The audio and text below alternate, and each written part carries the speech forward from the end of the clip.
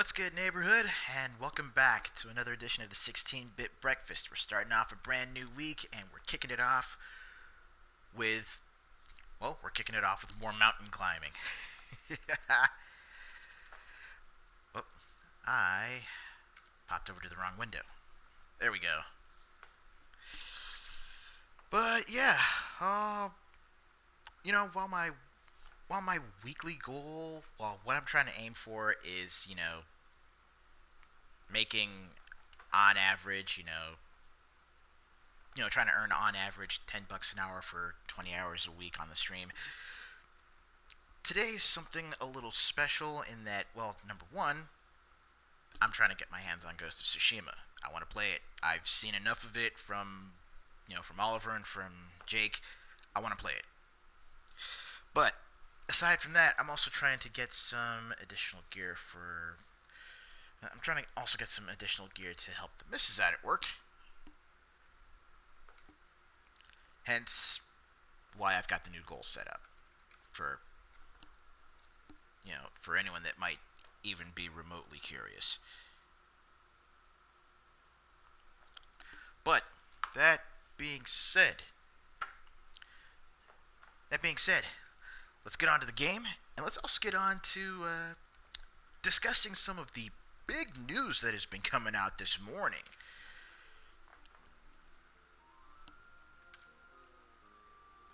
I mean,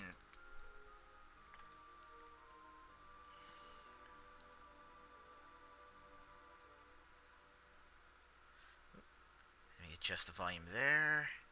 That's better.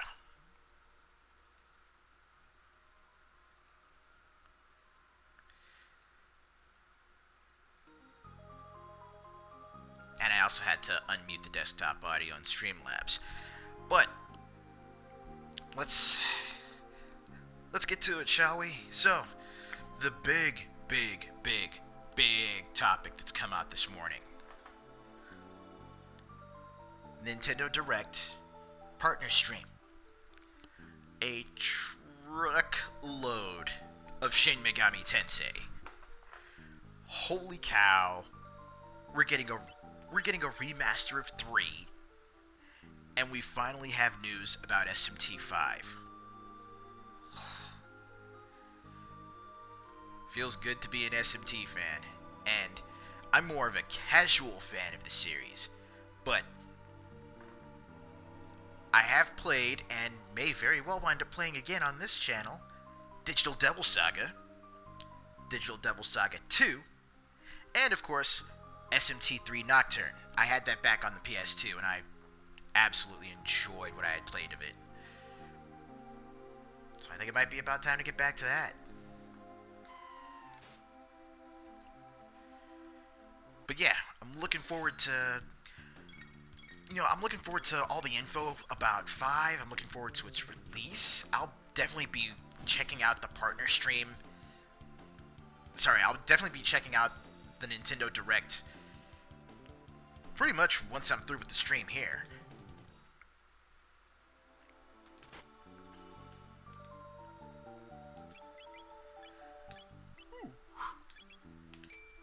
Let's go ahead and plop that on him.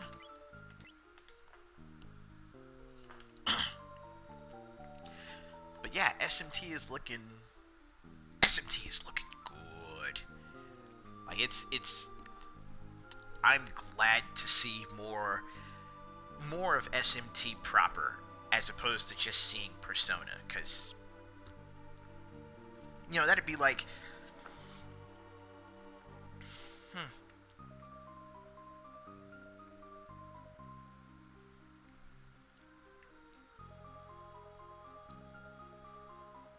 well, I mean, just seeing.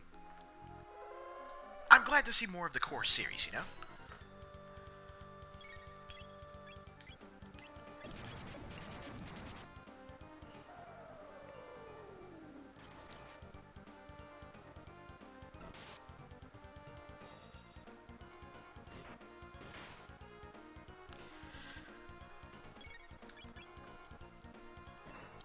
Oh shit, I hit the wrong thing? No! Oh no! Not good. Not good at all.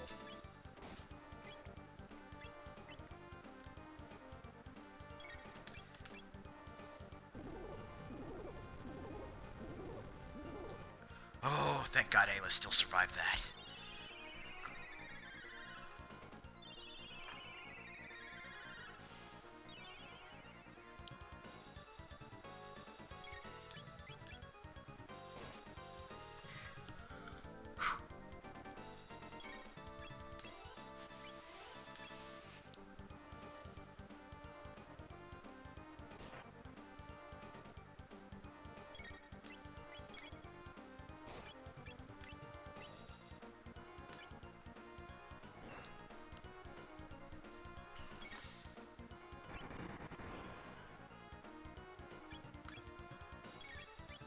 Okay, let's drop some big damage on this thing.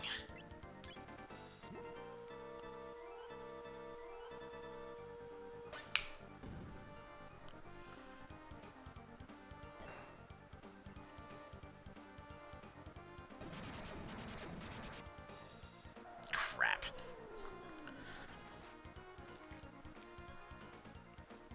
Are we gonna need another cure wave? Whew.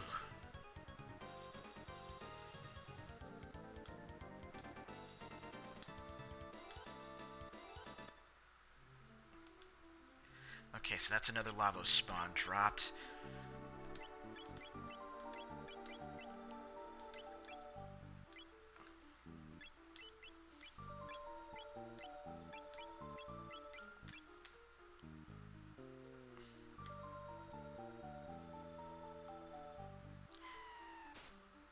Nope, we don't need none of that.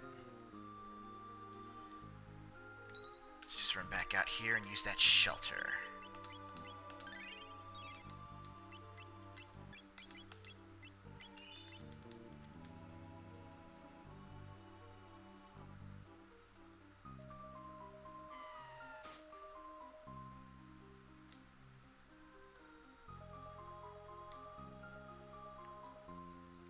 And here...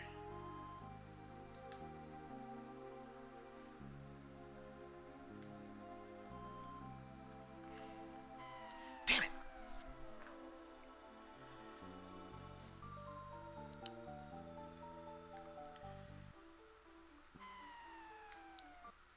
Okay, fine. Since this thing wants to get dropped.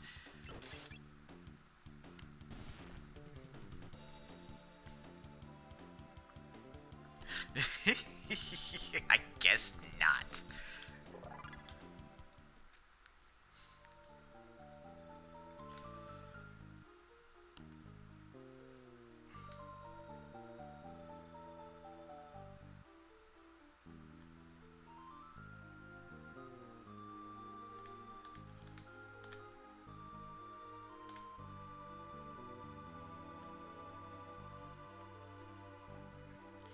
Whew.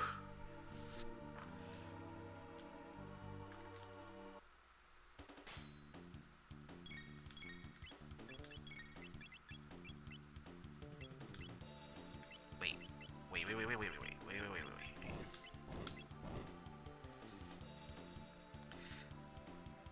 Alright, everybody, time to boogie.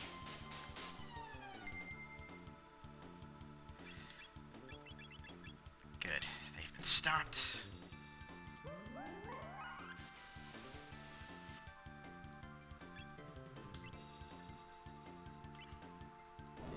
No, they haven't. Damn it.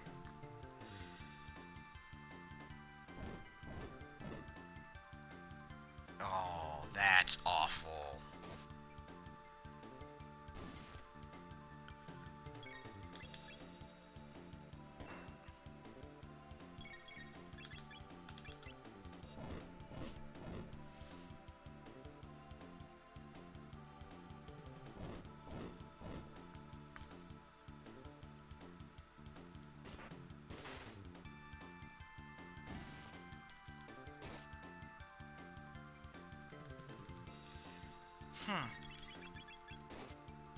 Well, that would explain a lot, actually.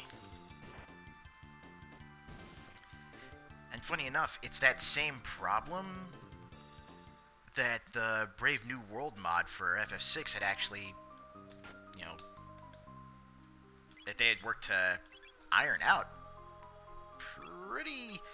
pretty handily.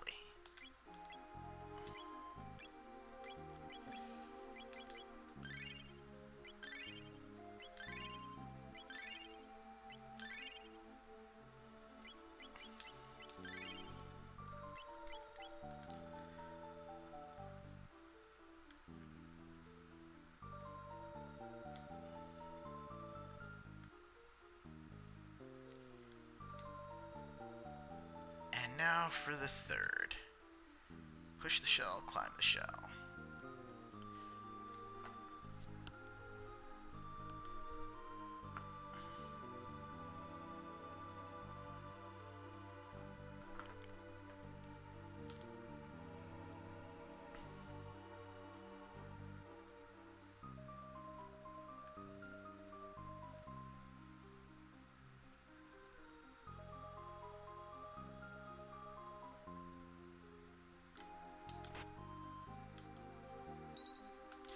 Yeah, I can definitely see the issue with that.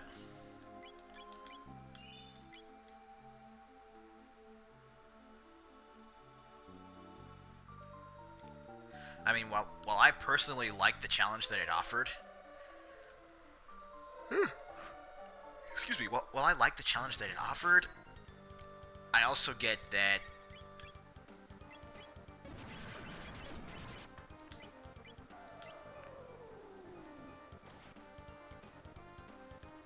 I also get where folks would think that the challenge was meaningless, you know? It was more like artificial Nintendo difficulty.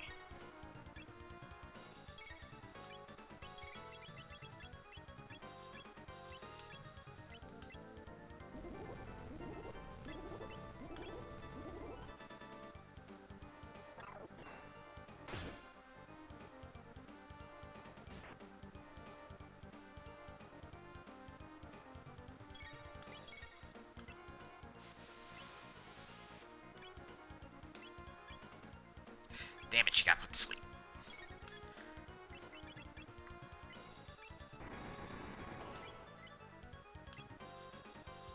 And he got confused. Great.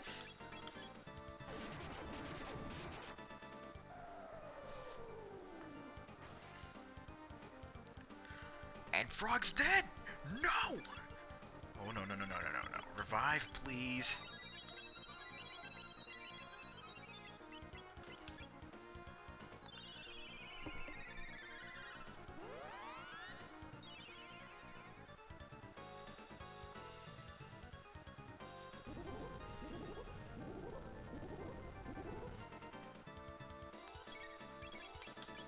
Crap. Oh, this is about to get ugly.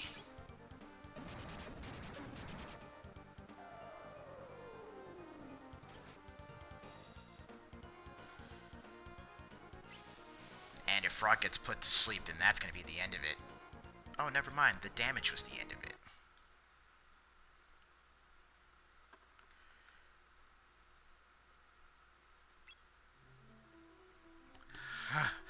Whew.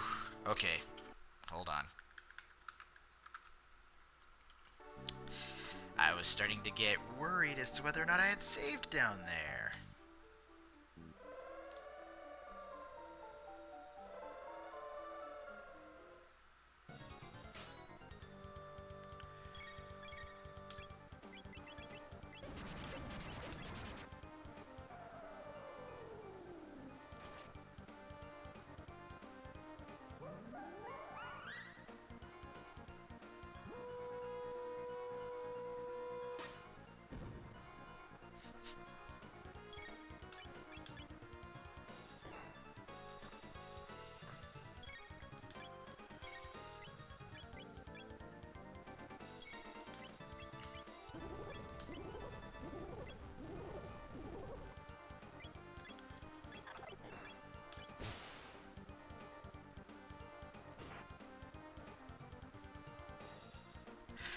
I'm trying to remember, weren't there actually Lavos plushies at some point?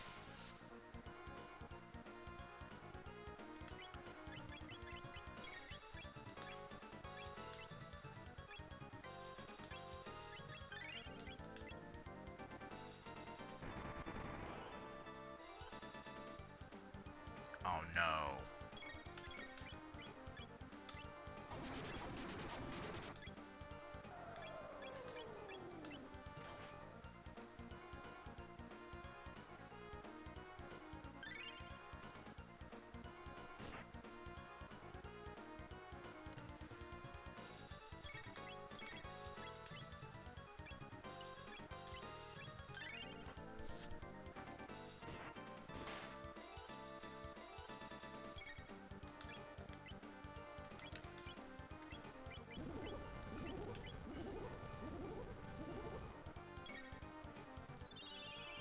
Huh.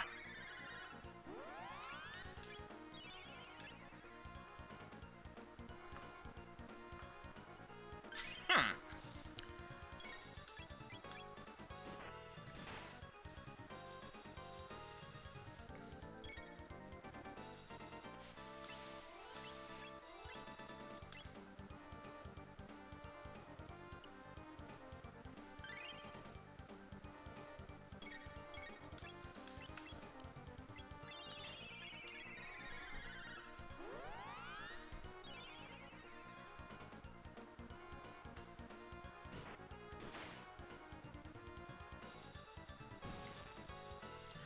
Oh, finally.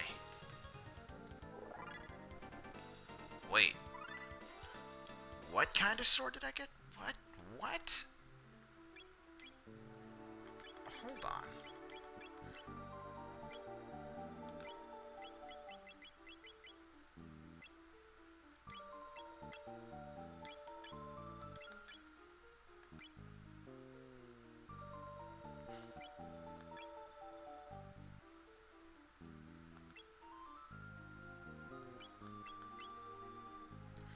That was just weird.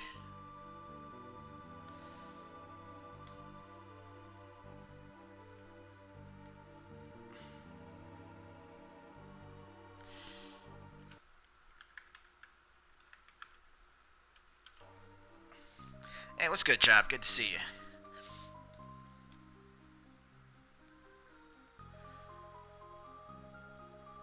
Okay, we push the shell, we climb the shell, we get the memory cap.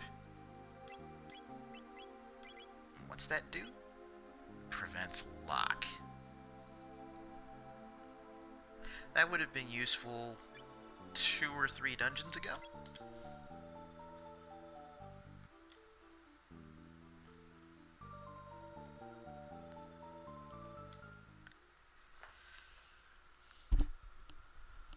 And this is it.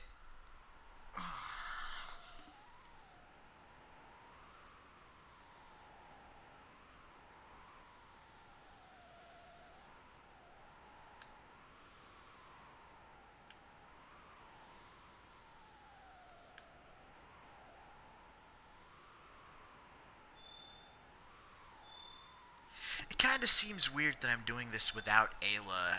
Sorry, without Marl or Luca in the active party, huh?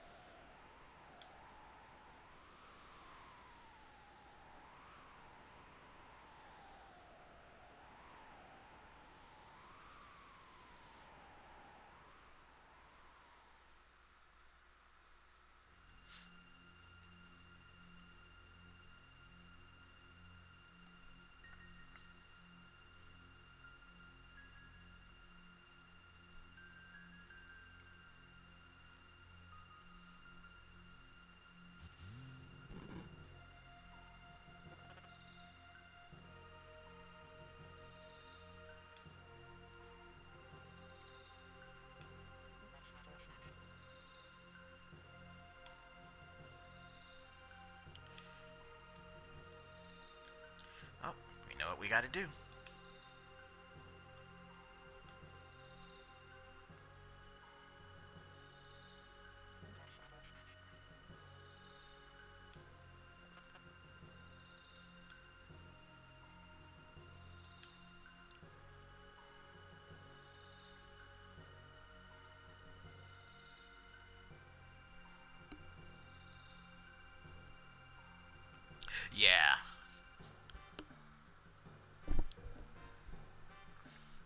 Yeah, it's definitely a nice little.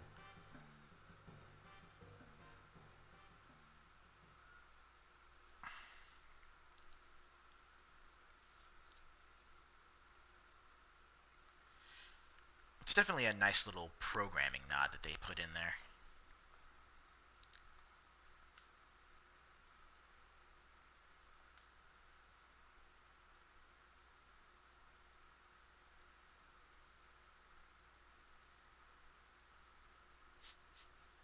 And he just wakes up like, dude, what happened?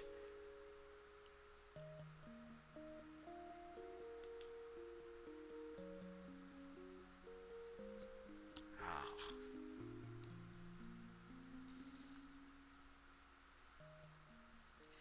So it's only if Marl is in the party.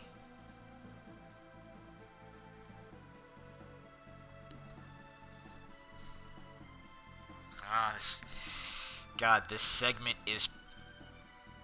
getting me in my emotions, man. Number one, getting Chrono back, and then when they when you jump back to the end of time and it's Chrono's theme that's playing. It's the Chrono Trigger theme that's playing.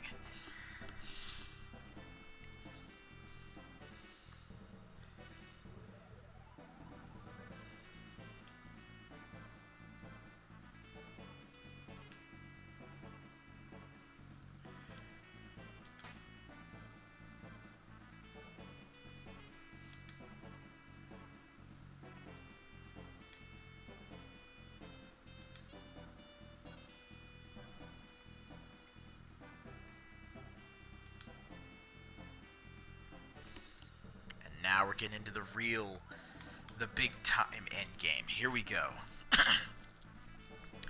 You wish to fight Lavos, correct? Many paths lay open to you. You may use that bucket, or fly the wings of time to the day of Lavos. Or there's the Black Omen, which floats in the sky above your world. Lavos is somehow connected with it.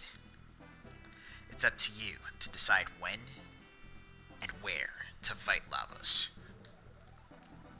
By now, you must realize you are the only ones who stand a chance against him. However, you will not be alone. I've had vague glimpses of events, people, and places that will empower you. In the Middle Ages, a woman's sheer determination brings a forest back to life. A fugitive in the Middle Ages, Ozzy maintains an evil hideout. There's a task to be done in the future, where machinery originated. And there's a very special stone that can shine its light on each generation, from the distant past to the far future. There's the ghost of a lofty knight, slain by Magus in the Middle Ages, who haunts the present. There's an object in the Middle Ages that sparkles like a rainbow. And one of you is close to someone who needs help. Find this person. Fast. Just as you touch the lives of every life form you meet, so too will their energy strengthen you. Fail to live up to your potential, and you will never win. I am sorry that I must simply witness the coming spectacle from my vantage point here.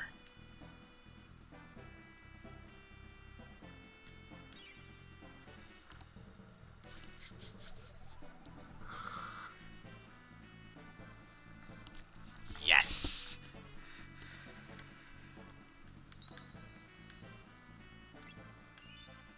God, what? Why does this part of the game deliver so much hype?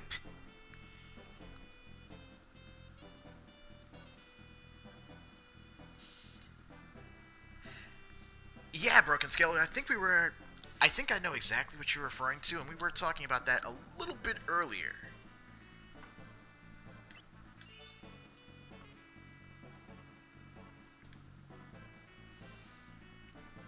Yeah, because it is indeed the fated hour.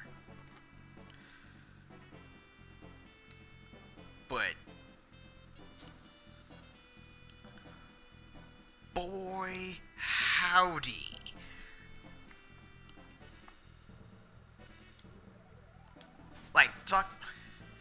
talking about all the stuff from SMT earlier, and then getting to this part of the game, it was just like a perfect combination of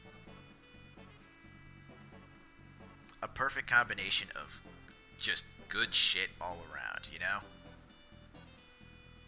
Oh, and I didn't even get into the other, not so big, but still pretty solid news that came out. Apparently, Digital Extremes just announced their next, their next expansion for Warframe. That being the Heart of Deimos. Let's see, they're going to be talking more about that on August 1st at TennoCon. And for anyone that's actually playing Warframe and doesn't have this particular frame already, the Twitch drop that they're going to be doing for TennoCon is Hydroid Prime. So you're going to be picking up a Prime, currently vaulted Warframe for free.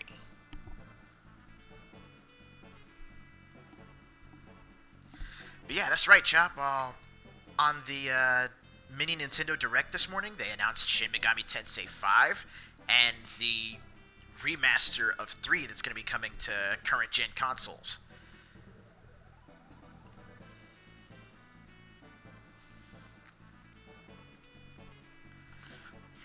Let's see, what first?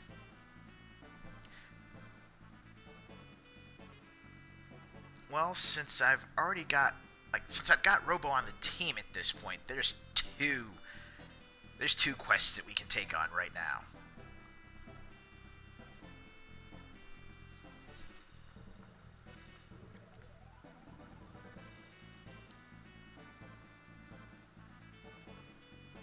Well, either way, there's a lot going on back in the Middle Ages, so...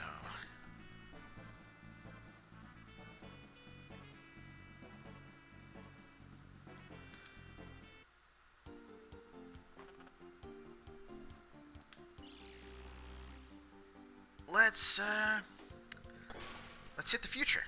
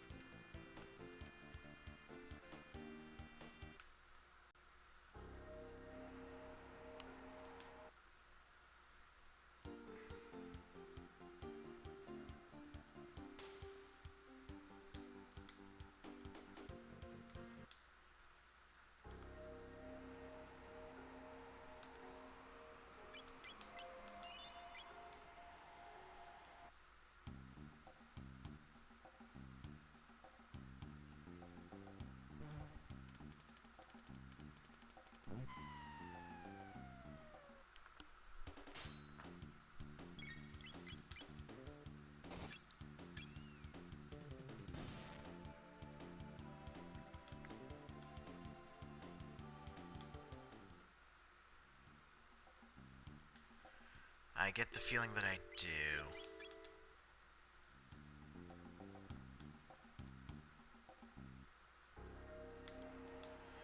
I think I do need a different factory.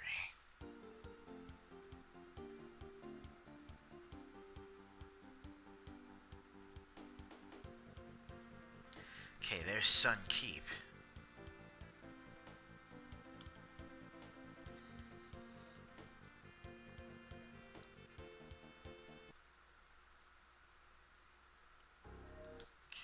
Sewer access.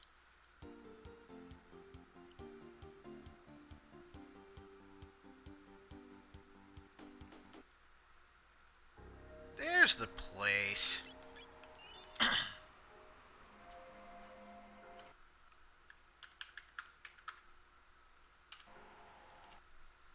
what am I doing?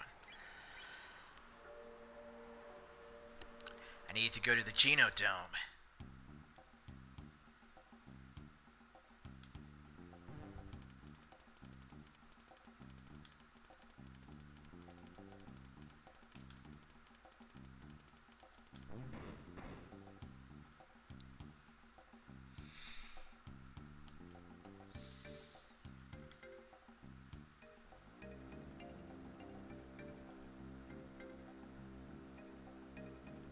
And now for the conveyor belt battle.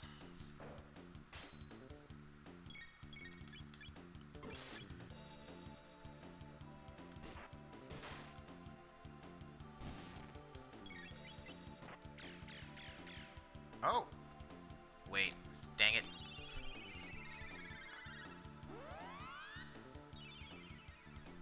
Really?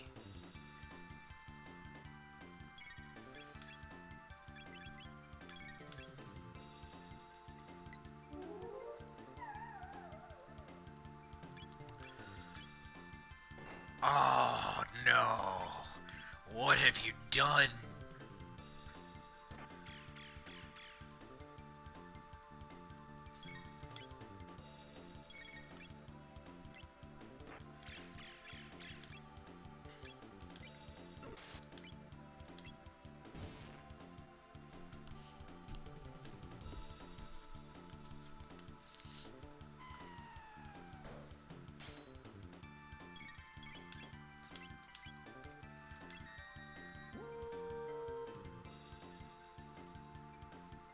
That actually did some damage.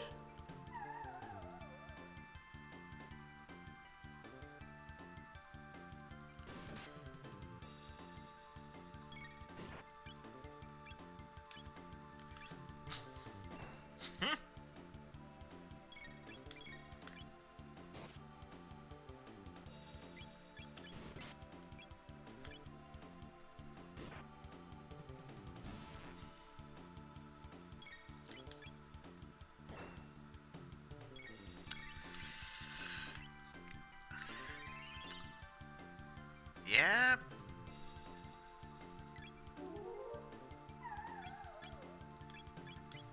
Oh, and she snagged another elixir.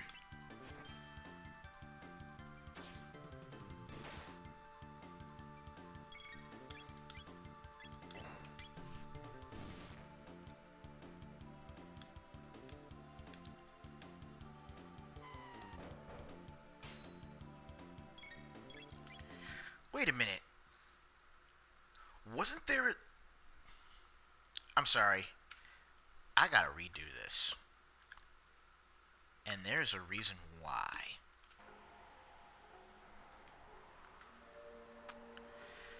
If we're gonna be stealing elixirs...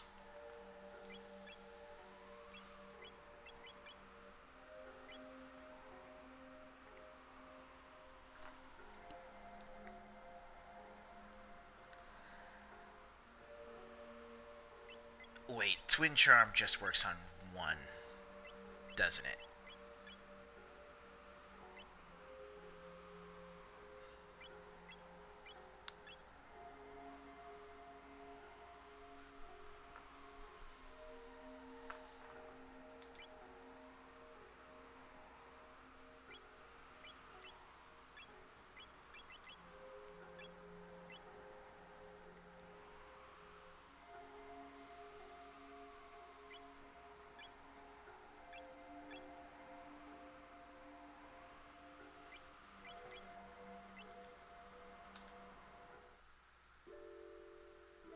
Well then, let's find out.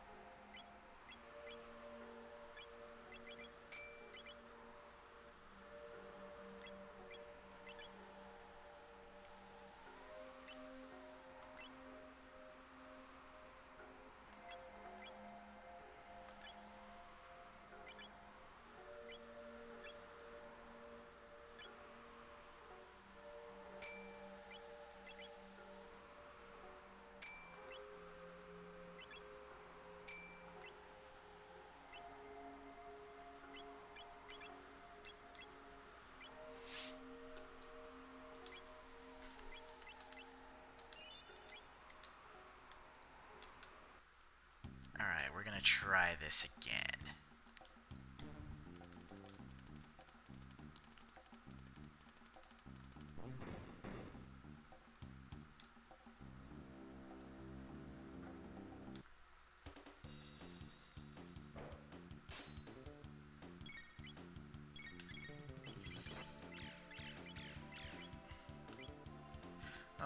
It's just one enemy. Dang it.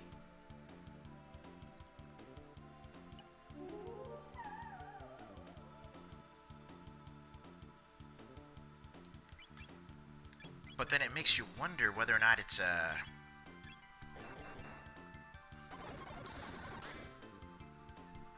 higher success rate, or maybe, you know, it picks up a rare drop.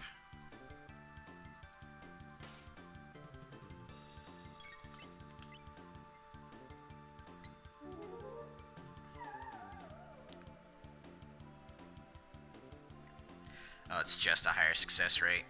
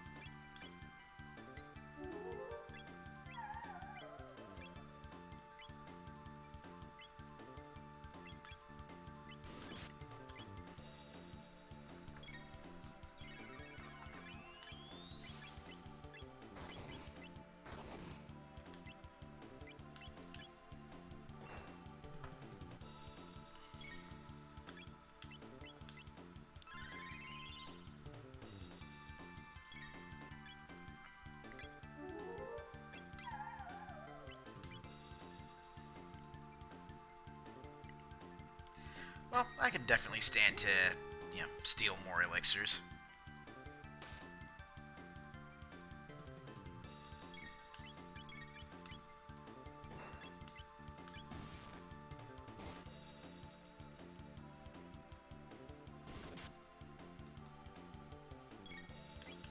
Yeah.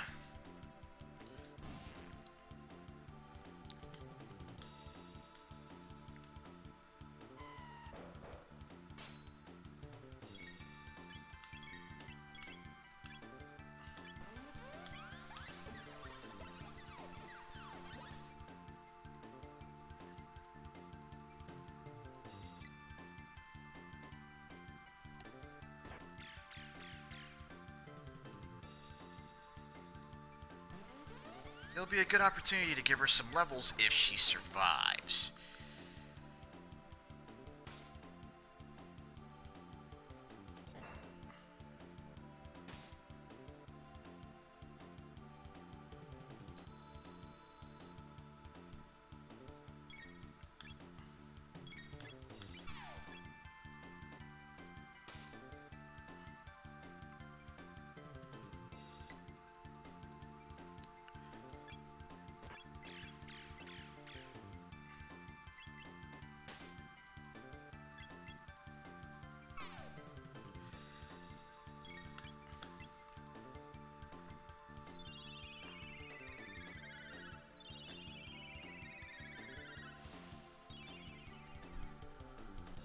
There we go.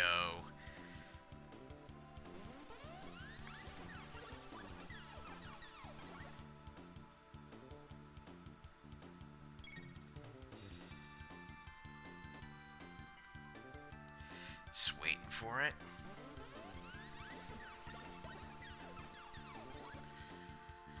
Which means, of course, sitting through a lot of damage.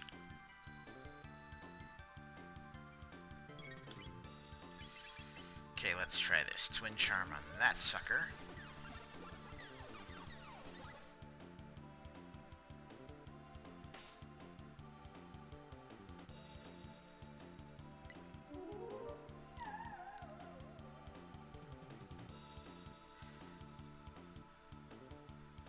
There we go. Lunch money stolen.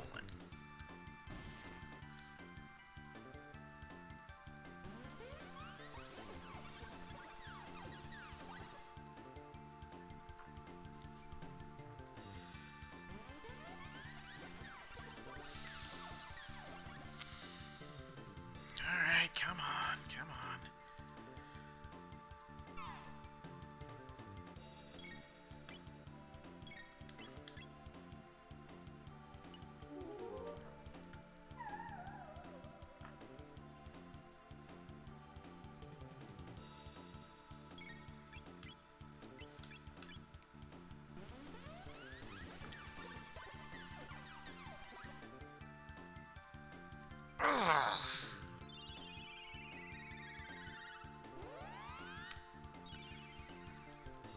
that was a waste.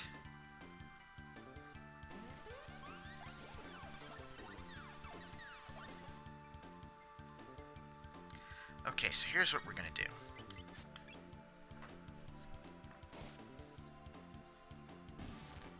That thing needs to get dropped.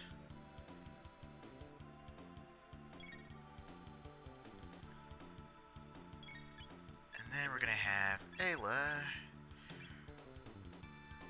revive her.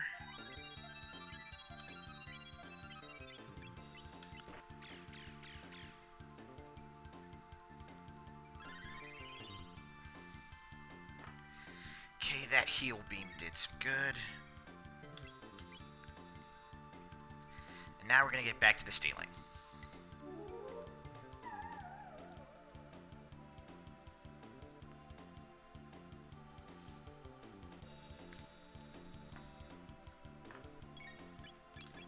And then we do that.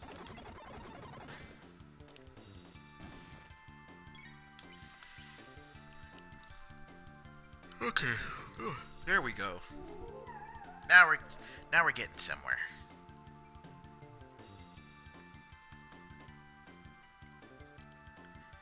And now that we've got all the elixirs from this group,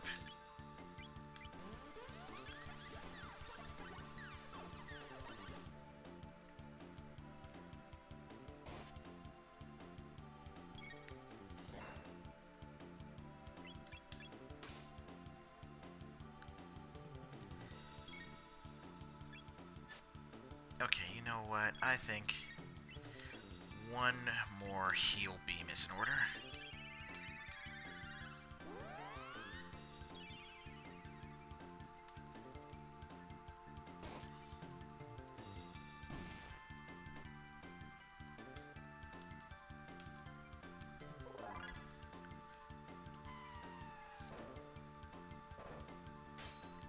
Alright, no more playing around.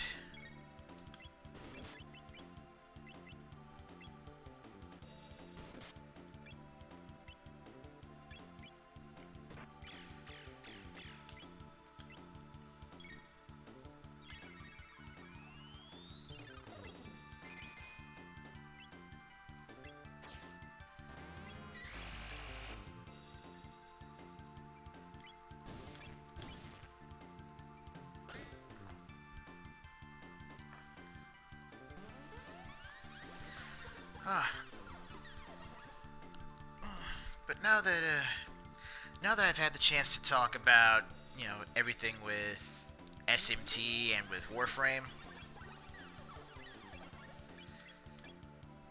there's a little something else that I want to talk about real quick. And it's, I guess you could say, it's outright vindication.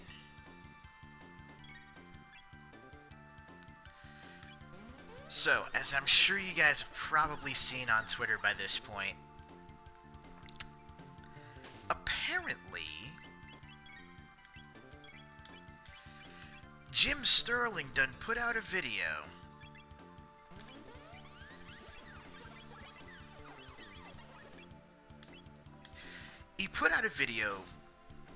regarding why he left The Escapist back in 2014.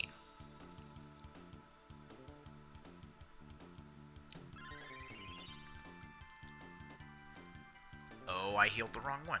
But anyway, apparently, he left The Escapist because he was about to put out a scathing review of Assassin's Creed Unity. But The Escapist's parent company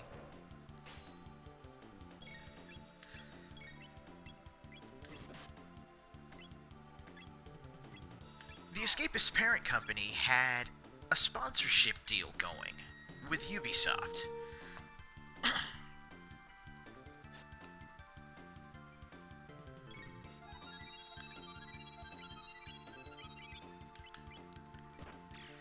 And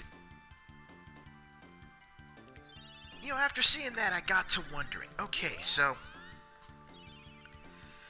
now that Ubisoft has gone on and basically, turned themselves into the villain of the week with all the shit that's happened, with all the accusations from around the UB Forward event. Now that Ubisoft has gone and done that, now of all the times, 6 years later, now Jim Sterling decides he's worried about ethics in gaming journalism.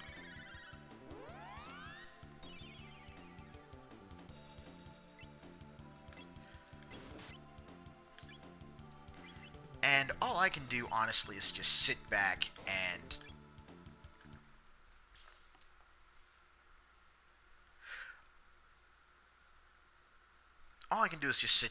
think,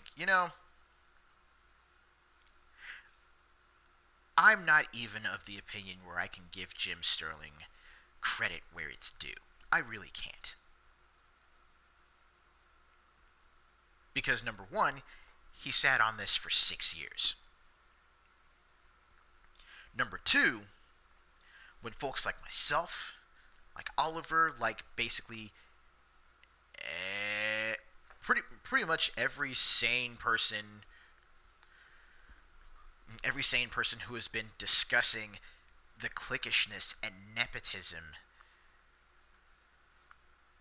that's been going on in gaming media for decades now. When we raised our voices to actually discuss this and say, hey, this is something that needs to be addressed, Jim Sterling was among the crowd that was erasing the identities of minorities that were saying this shit needs to be handled. He was among the crowd that was kissing up to grifters and, other snakes like Anita Sarkeesian. And it's like, no. You don't get to all of a sudden come out now and say, oh, I'm the good guy in all this. I left the escapists because they were doing shady shit behind the scenes. We already knew that they were doing shady shit behind the scenes. But it was people like Jim Sterling that basically decided to write off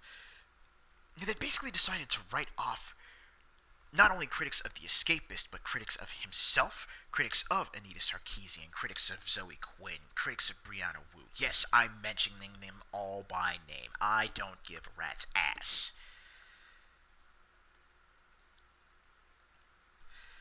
This man wrote off their critics and was basically riding the wave of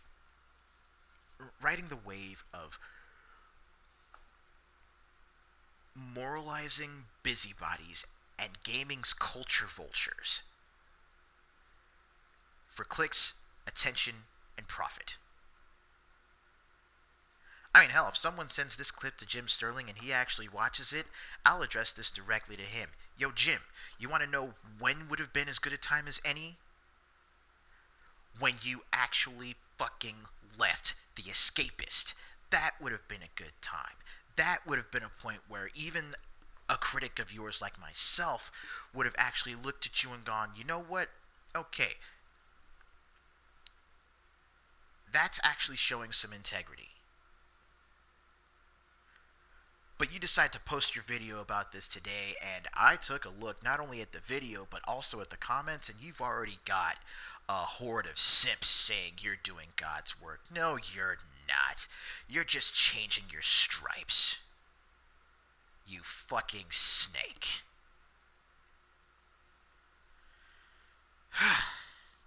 Alright. Rant's done. I'd say that was probably the most sour part of the 16-bit breakfast, but let's let's finish up with what we got going on here.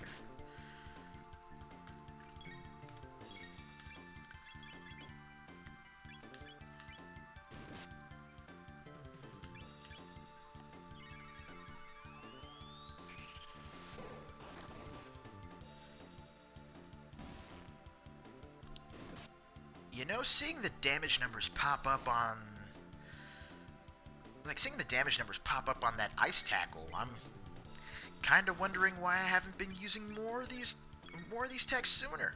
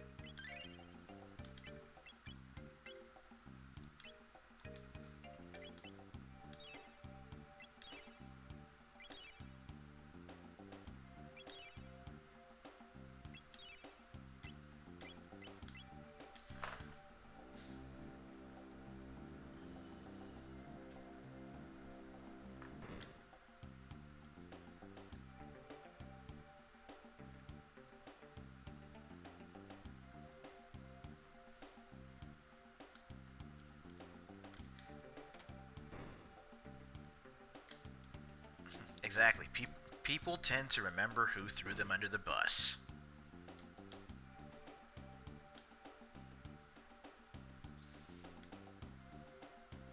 And, well...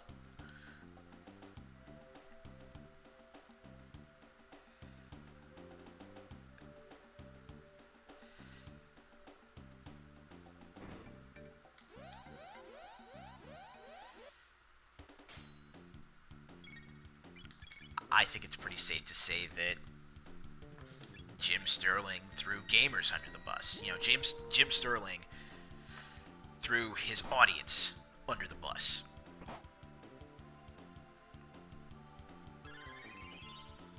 And it's, you know, now that it's coming back to bite him, now that the gravy train has stopped, he's trying a new tactic.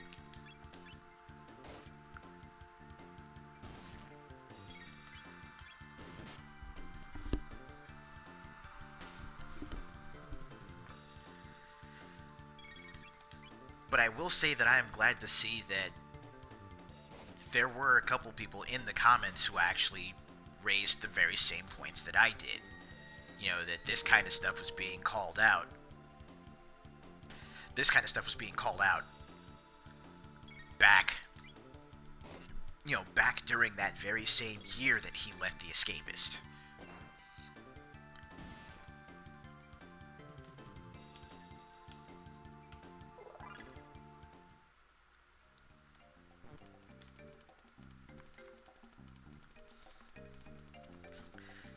300 years ago, the Lavos disaster greatly changed the planet.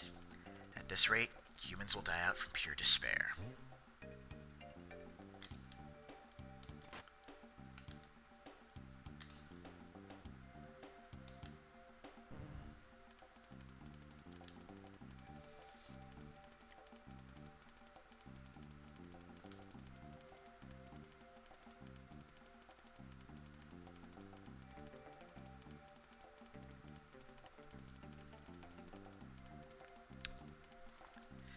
That is a great summation, yes.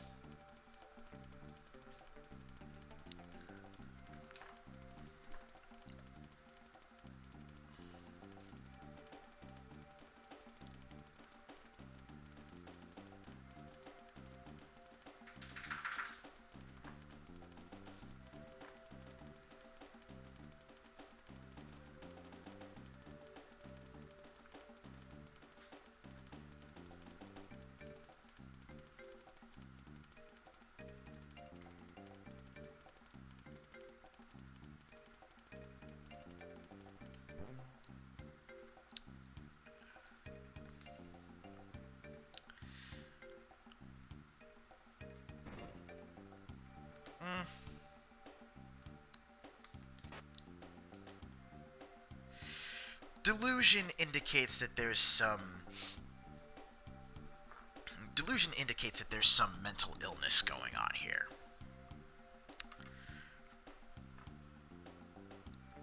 Frankly,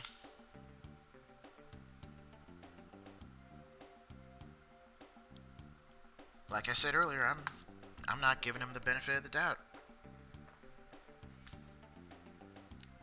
I'd say they knew, but they just didn't care. But enough on that. We're going to go ahead and bring this stream to a close for this morning. There's still a lot we need to discuss as far as that particular topic goes. But we can discuss it online. We can also discuss it probably on a later stream, because I will be coming back later on today. Until then, I appreciate y'all coming and hanging out with me for this past hour or so. It's been a roller coaster of a breakfast, that's for sure. But until next time, please, everyone, remember to make sure you drop your dishes off in the kitchen so we can get them cleaned up for next time. And until then, stay good, neighborhood.